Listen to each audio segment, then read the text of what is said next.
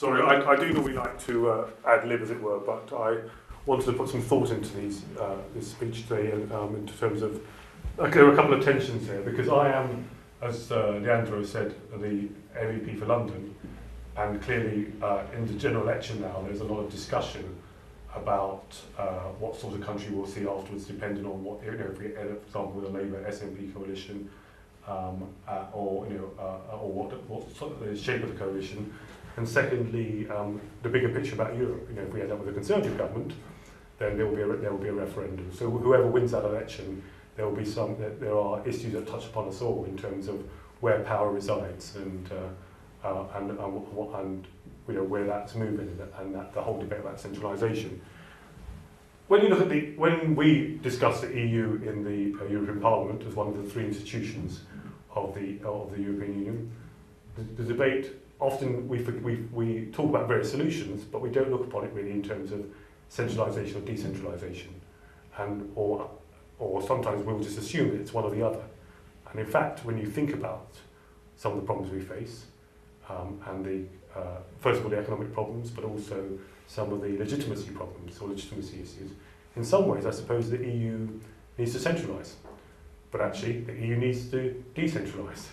Sounds a bit like a start of the Charles Dickens novel, but how can you accommodate those two? Well, actually, where does it need to centralise?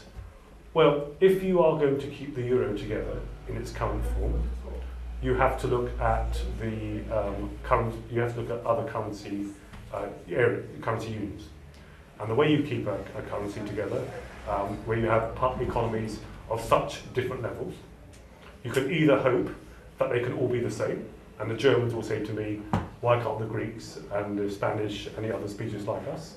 And I think Boris Johnson once answered that. He said, no matter how hard he tries, he will never be an Olympic athlete. And no matter how hard the Germans try, are the other countries really going to be like them in terms of a whole host of historical and cultural reasons? So the solutions are for the current Eurozone crisis, and don't forget the Eurozone crisis is not something that I or in Britain we should be celebrating, because there are lots of British companies in Britain who sell to the Eurozone. So actually you want wealthy customers. At the same time, we've got to think about the global economy with the Euro. The solutions are either you let the weaker countries go and they do the right thing, they default, devalue and be competitive. And the problem is, what if they don't do the right thing?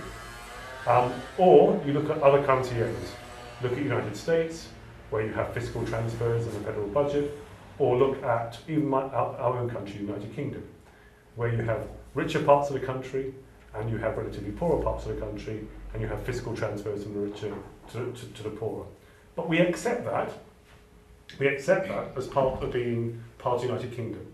Maybe that's been challenged more with the rise of the SNP in Scotland, and then the backlash against that here in England, and the resentment that's caused, and particularly in places like London, where Scottish politicians have openly said that they will exploit London's property taxes, for example, or the mansion tax, to pay for some of their policies in Scotland.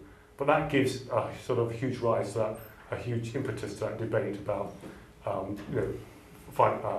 tax raising powers and finance and centralisation. So look at currency areas, look at the fiscal transfers. That's fine for a country like the UK, fine for a country like the United States. But what about the EU as a whole?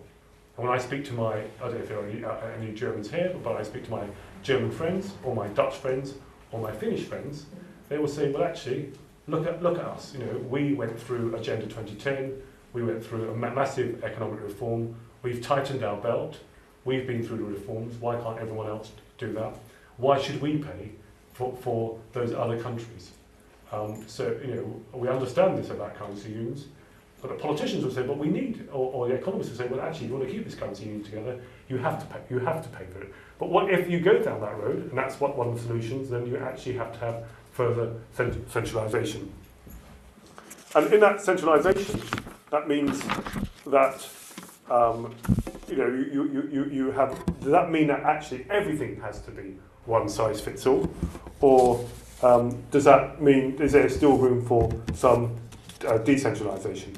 Well, actually, if you think about the debate about European reform and how much power you bring back to nation states in terms of democratic legitimacy, the issue then becomes one of, well, if we bring that power back, and for example, if David Cameron wins and we have the negotiations on repatriation of powers, what are you bringing that back to? Actually, you're bringing that powers back to a heavily centralised United Kingdom. In some ways, the United Kingdom is very centralised. And what does that mean? What does that mean for us? Well, I think the issue for us really is that we have to look at these issues within a very centralised United Kingdom in terms of look what's happening around the country and people wanting sort of local devolution. How do we do that? Well, I think the issue for us is many ways. In London, for example, we raise, how much is it? We raise something like 7% of the 7% of the money that we raise in London is actually spent in London. That means that there's money that goes elsewhere. And so for us, the debate is, at every level of government, you find those who think that they can do a better job than others. We have a debate about whether we can have this power back from Europe, back to the United Kingdom, but we also have a debate about where that power resides in the United Kingdom. And that debate about Britain's position in the EU will not alter that debate in the United Kingdom. District councils think they can do a better job than parish councils. Central government thinks it knows better than local government. Central government thinks it knows better what's best for local government. The EU thinks it knows what's best for member governments. So if we devolve those powers back from the EU, decentralisation will not stop there. England is a highly centralised state. Our cities are some of the most overseen by central government in the Western world. Look at where they receive their funding. Berlin receives 25% of its funding from central government. As I said, London only keeps 7% of taxes paid by residents and businesses. London and other cities are often reliant on central government and all the stipulations that they attached. So one of the things we should be looking at is whether cities themselves should have more autonomy to keep the taxes that they raise and spend them according to the wishes of their electorates. And this should not just be a scheme that benefits London. In most developed countries, the top cities outperform their national economic average. Yet in the UK, only London does. So why don't we let cities off the leash of central government? Why don't we let them set business rates which encourage enterprise and competition?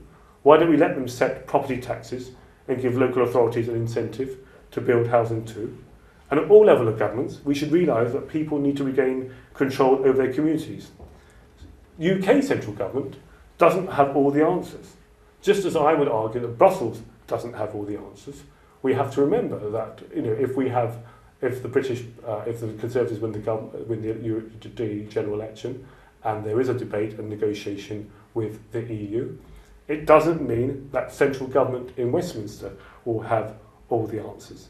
So actually, paradoxically, as the Eurozone starts to centralise more, the pressure on the EU and countries within the EU to decentralise is growing.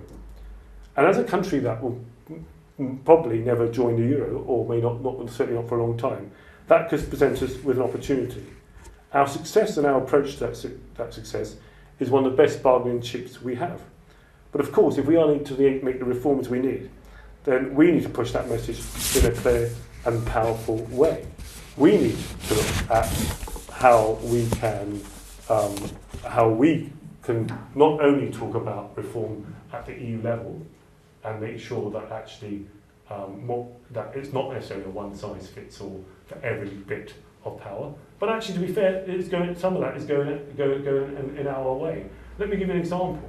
People argue to me about all the time saying Europe, it's one-size-fits-all. Doesn't take account of different nationalities enough, and we always come to a compromise. But look at the debate over GM recently. Some of you may be familiar with that. It used to be that we were trying to come up with a one-size-fits-all GM policy. Actually, what we decided, the European Parliament decided to do, was that we decided to vote on something where national governments decide whether there should be GM banned in their own country. Now, those who want centralisation argued, but you can't do that unless you've had proper scientific scrutiny. I have Conservative colleagues who are pro-GM and are annoyed that national governments have the power to ban GM. Yet at the same time, as sovereigntists or people who believe in the nation state and maybe believe devolving power more, we should, I think, we should welcome that ability. It's not the reason that they devolve it. The democratic issue there is the national government, the national elected government, having that power to devolve it. But there's also something else I think missing in this whole debate, I have to say. And that issue is we argue about what level of government can solve the problems. Is it the EU? Is it Westminster? Is it London? Is it my local council? Is it maybe my local parish council? But in all this debate, actually what we neglect is a debate about whether government itself is the answer.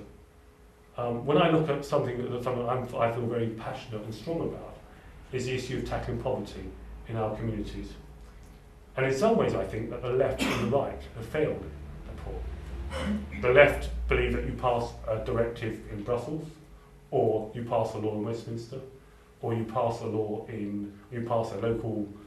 resolution at your local council, or you vote for them, and that will solve the problem of poverty.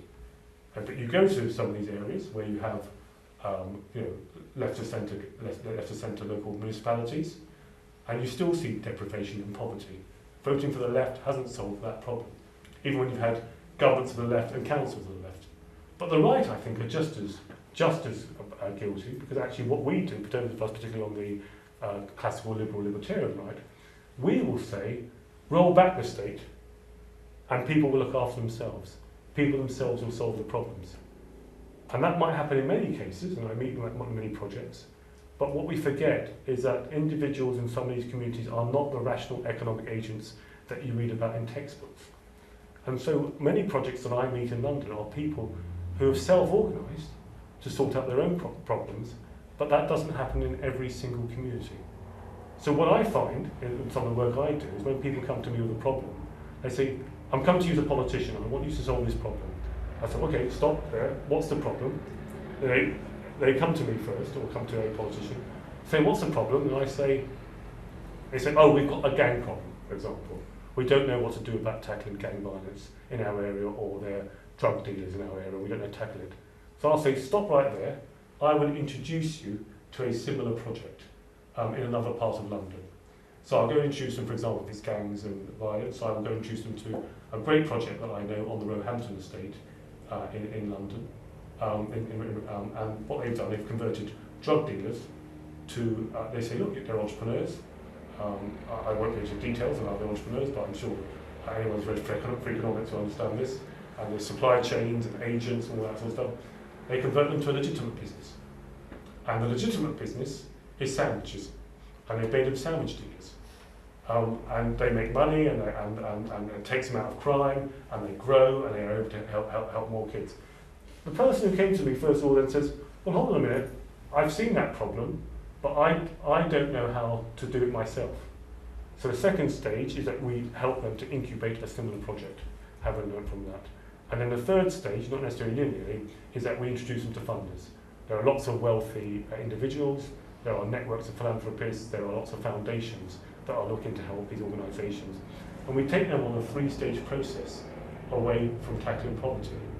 And what's happened, sadly, is that when people looked at solving a problem, they look to government first. They think that government has got the solution immediately, rather than actually that they're able to self-organise and solve that problem themselves.